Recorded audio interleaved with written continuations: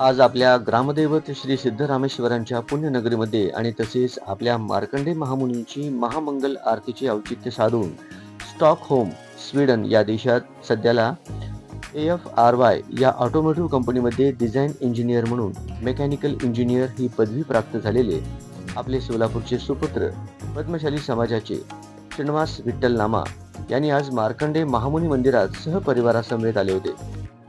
त्यांचे पद्मशाली युवक संघटना सोलापूर यांच्या वतीने शाल व पुष्पहार घालून सत्कार करण्यात आला।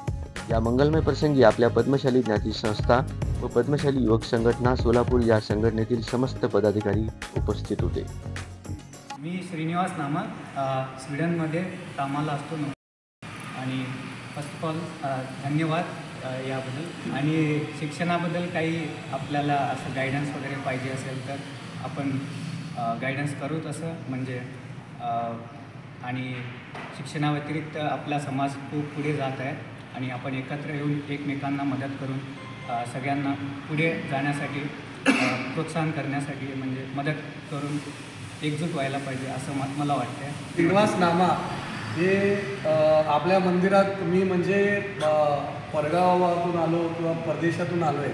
सर्वप्रथम माझं या समाजाशी या कुलदेवताशी एक नाळ आहे। या नात्याने मी सर्वप्रथम माझ्या मंदिरात येऊ।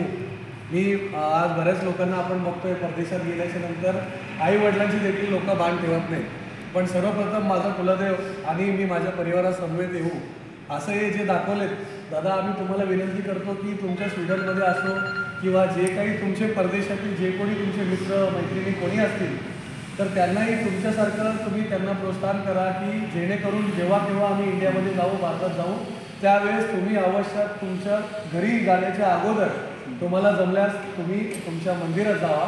कारण तुमच्या येण्या जाण्याने माझा समाज किती मोठा आहे, माझा समाज काय आहे हे पूर्ण जगात सांगण्यास आम्हाला कौतुक आणि आनंद वाटतो। आणि धन्यवाद दादा, असंच तुम्ही येत जात राहावे।